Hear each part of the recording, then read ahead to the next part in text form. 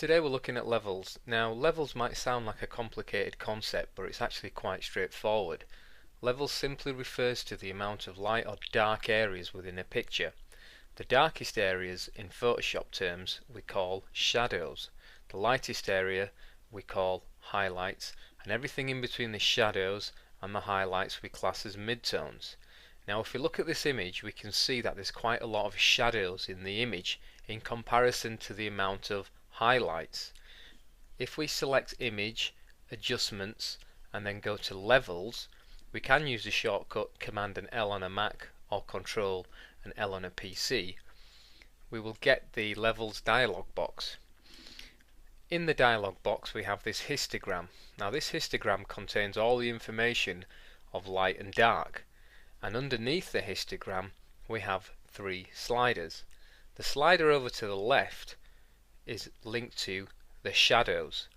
The slider in the middle is linked to the midtones, and the final slider is linked to the highlights. Now we can see in our histogram that we have a lot of information in the shadows area. Now this refers to all the dark areas we have in this picture.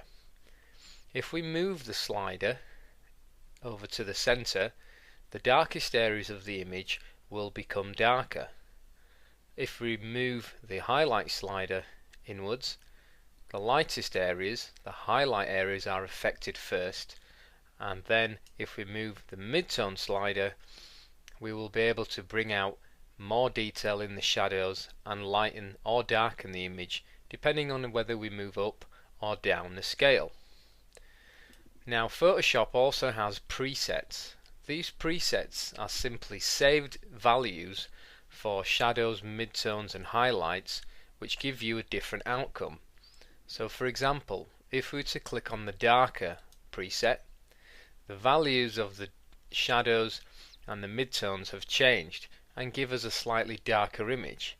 If we go to light and shadows, we'll see now the values for the midtones have changed and give you an image which has more detail in the shadow areas. So presets can be really helpful sometimes. They're kind of like a one-click solution to help you get the correct levels that you're after. However, most of the time you're probably going to do this manually. So in this image here, I'm going to adjust the midtone slider manually so I can bring in a little bit more detail in the shadows. I don't want to go too extreme because I don't want to ruin the atmosphere and the moodiness of the image. So I'm going to just increase this until I find something that I'm happy with.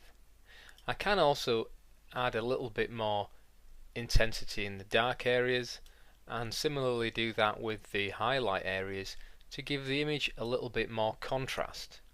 Now when we're adjusting the sliders, we have to be aware that if we add too much intensity in the highlight areas, or if we add too much intensity in the shadow areas, we start to lose information and lose detail in the picture.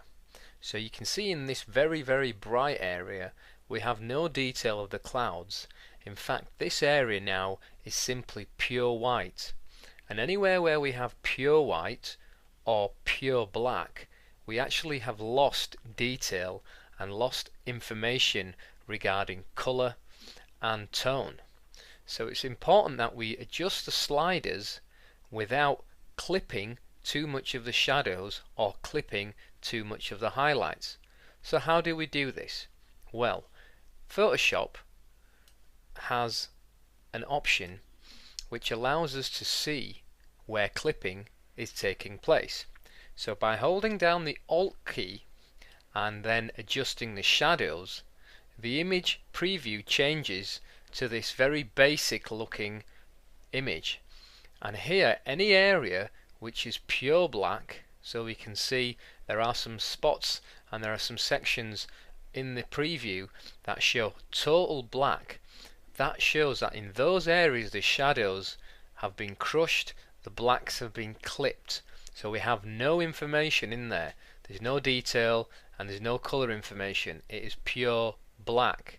Now if we hold down the Alt key and adjust the highlight slider, we can see at the moment we don't have anywhere where we have pure white, but as we move the slider in, we'll start to get areas, these little pockets of pure white appearing, and those are the areas now which are totally 100% white with no information and no detail. And we want to try and avoid that, because areas which are crushed or overexposed, or in this case blown out, we have no information and no detail.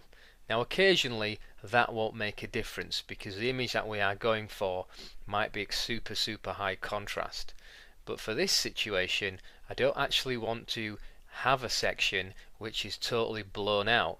I want to keep as much detail and as much contrast in the image as possible. So I'm just going to adjust the midtone slider, and I'm going to go back to adjusting the blacks to add a little bit more contrast, and I'm just going to hold down the Alt key and adjust the whites just to ensure that I don't clip and start to get any areas which are totally blown out, and that looks pretty good to me. We're just going to click OK, and there we have our final image. Command and Z to see the before and Command and Z to see the after. So we can see that we've added a little bit more exposure, a little bit more detail in the mid-tone areas, and we've still got the contrast there with the dark and the light. Let's have a look at this other image here that we have, and do the same image adjustments and levels.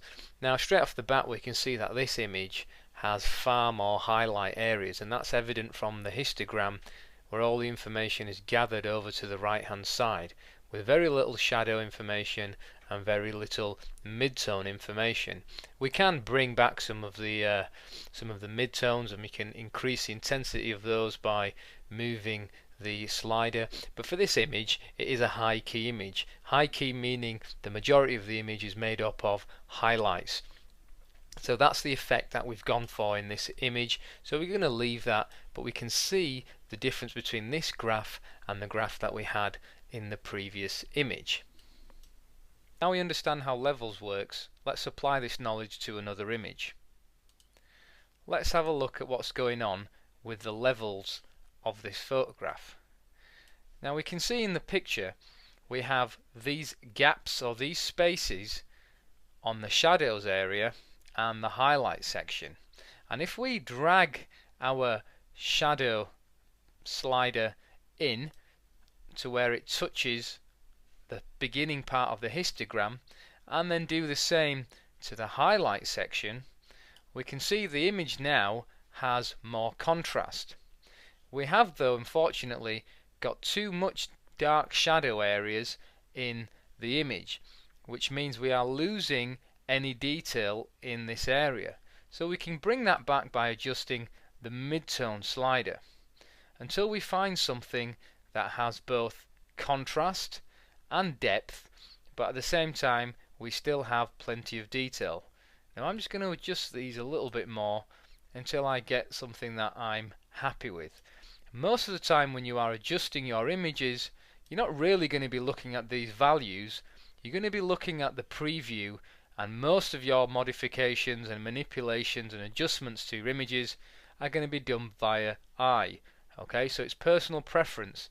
You're going to be looking to find something that you're happy with.